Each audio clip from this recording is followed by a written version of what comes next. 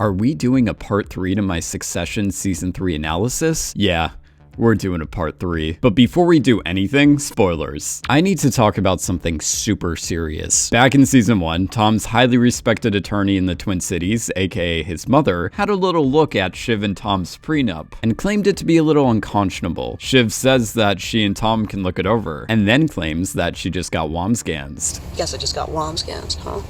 So from now on, can we please make it a thing that every time Tom screws someone over, the appropriate response would be, "You just got womsgansed." Like, boom, womsgansed. Speaking of Tom Womsgans, I want to conclude my overall thoughts on how his character navigated through the company and into our hearts for the past 3 seasons. Upon rewatching the show, there was one moment I completely missed that 102.5% foreshadowed Tom betraying Shiv, as well as the moment that sparked his ever-evolving distrust towards her. It goes all the way back to season 1, episode 4, when Tom contracted a virus from a former Waystar employee, Bill Lockhart. As is expected, Tom then gave that virus to Greg. Infected Tom, not wanting to go to jail, comes up with the idea to potentially hold a press conference regarding the cover-ups, so he could then get in front of the issue and have more control over how it goes down rather than what ended up happening in seasons 2 and 3. Tom must have formulated this plan to hold a press conference during his conversation with Greg, and then later told Shiv about the idea to get her opinion on it. But then fast forward to the ball, where Jerry confronts Tom and tells him to shut up about the cover-ups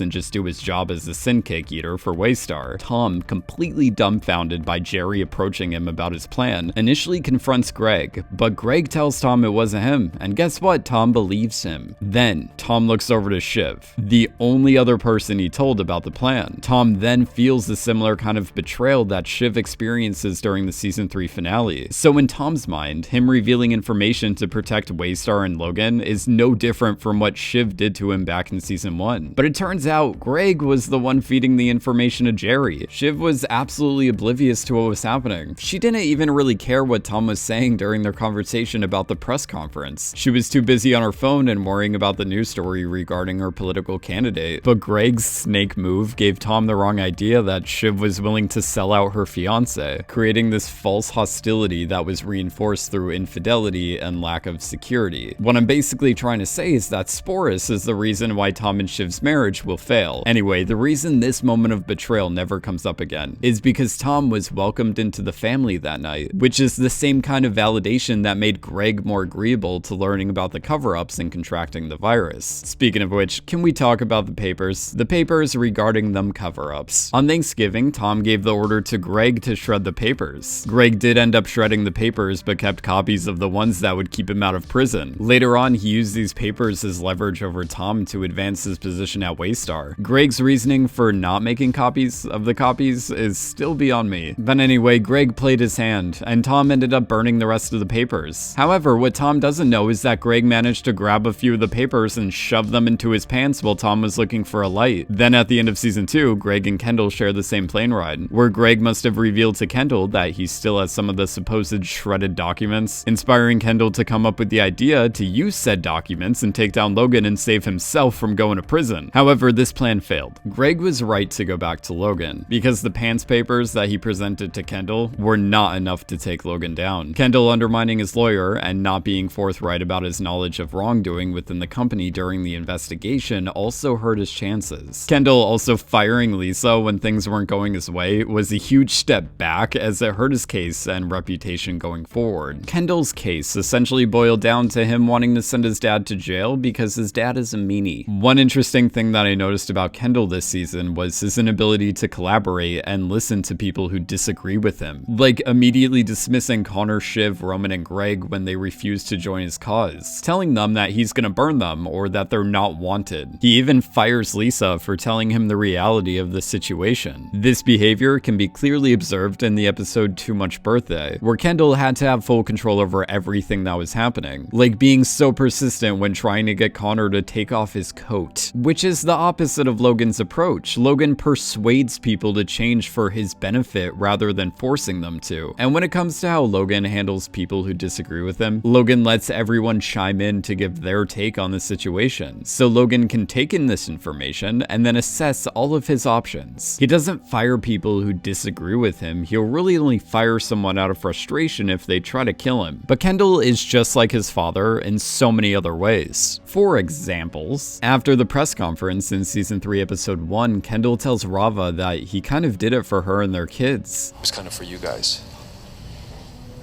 Yeah, well, Saying such a thing with the same hollowness as Logan claiming everything he's done for his kids during the therapy session in season 1. Everything I've done in my life, I've done for my children. I also couldn't help but think of this You are a nobody.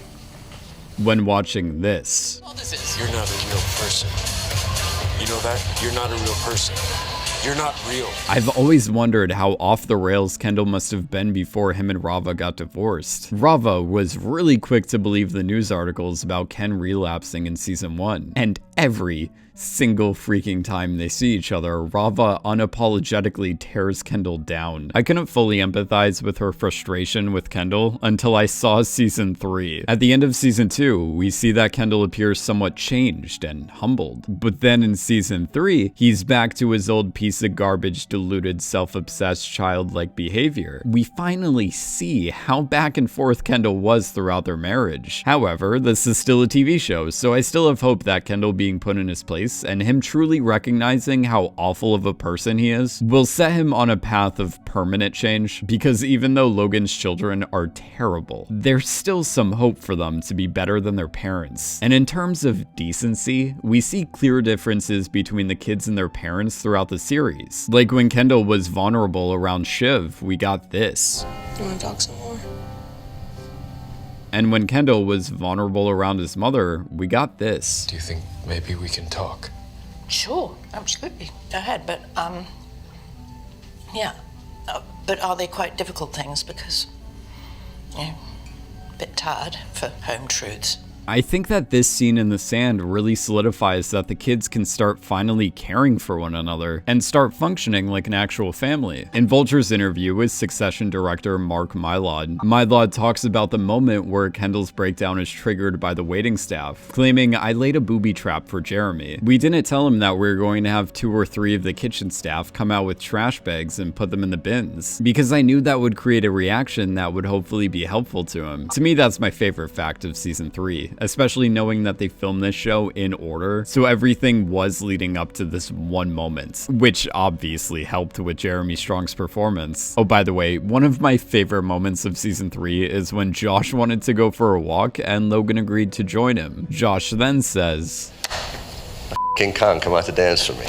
clearly referencing how Adrian Brody, who plays Josh, starred in the critically acclaimed King Kong, the official game of the movie, as well as Peter Jackson's movie King Kong. Anyway, I already expressed my frustration with Logan during every analysis so far, but you know, can we ever have enough Logan hate? I think when Connor says, I mean, you think he would send poisoned donuts to the house of his grandchildren? No, I'm like 98% sure those are not poisoned. paired with Logan feeding his grandchild a piece of potentially poisoned food, is a solid indication of who Logan is. When it came to his decision to sell to Gojo, from a strictly business point of view, Logan was in the right. But we'll talk about that some other time. Right now, I want to judge the ever-living out of the hypocritical nature of this tyrant. Like in season 2, when Logan was influenced by Rhea Jarrell into giving her the title of CEO, then ditches his wife Marsha because he became enamored with Rhea. But the second that Ken questions the relationship between him and Rhea, Logan starts projecting and claiming that Kendall is the one persuaded by Naomi. This season was Roman's shot at CEO, which he failed at. One of the main reasons potentially being him accidentally sending one really innocent, non-perverted painted picture to Logan. Logan, the toxic hypocrite he is, judges the relationship between Jerry and Rome. But I mean, Logan is over here supposedly trying to have a kid with Carrie, who,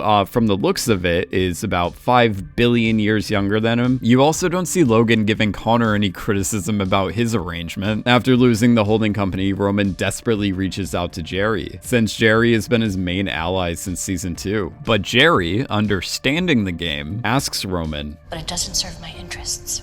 How does it serve my interests?" a reference to the advice she gave to Roman in season 3, episode 4. "How does this advance my personal position? You need to think about that 24/7. Roman wasn't ready to become a killer, but I will say he has come a long way since we met him. Before the events in season 1, when he was working at Waystar Studios, Roman tried to stop the film The Biggest Turkey in the World from being made. However, this illogical film set a box office record during Thanksgiving weekend, causing Roman to act like a child who didn't get his way when anyone said anything good about the film. The Biggest Turkey in the World was one of the main things that sparked Grace and Roman's breakup. Then in season 2, when Roman agrees to go to management training, he has to dress up as the world's biggest turkey, really having to set his ego aside for a second, even if he still tells this couple to gobbledygook themselves. Then Roman was able to stand up towards other people in the company, like when Jamie was pressuring everyone to take Waystar private, but Roman was persistent when advising his father not to take the money from the sketchy businessmen. By the way, who else wants Brian to come back? With the proxy battle with Sandy and Stewie, as well as Kendall trying to take down Logan for cruises, everyone, including Logan, thought Logan was toast. We began this season with this shot of Logan exiting the hotel, a shot signifying that he's in a bad, uncertain state, similar to this shot of Kendall after the vote of no confidence. Logan is beat. Towards the end of the season, Logan was going to try to buy Pierce again, a desperate move. Then when it comes to the prospect of acquiring Gojo, he predicts that the market will make him a good deal. But this is just telling us that Logan is a product of a different time, and his hesitancy with entering new media was his downfall. Waystar had an inadequate streaming platform, Stargo, which was basically the equivalent of CBS All Access, and joining Gojo would make it the Paramount Plus. Oh wait, Paramount Plus isn't there yet. It would be like the Hulu, ESPN, and Disney Plus bundle, and it all could have been Logan's if he listened to Kendall and his other kids, instead of pursuing local TV. This past season, Carrie was lurking in the background just as bad as like Tom. Plus, when she spoke up during this conversation between Logan and the vice president, I immediately realized Carrie has as much, if not more, influence within the company than Logan's own children. Carrie, potential stepmother of Logan's children, is definitely someone to be worried about in the next season. And speaking of influence, for those of you who think that Connor is not going to play a huge role in the upcoming presidential election, you are mistaken. Connor is supposedly polling around 1%, aka around 4 million people. Connor wasn't lying when he said that was enough to sway the election. US elections have been decided by a relatively small amount of voters in the past, so I don't think they would have established Connor's numbers, as well as spent so much time on this running joke of him running for office, if his influence did not play some major role in the future. Those are all my thoughts today about Succession Season 3. Thanks for watching, and I'll see you in my next Succession video.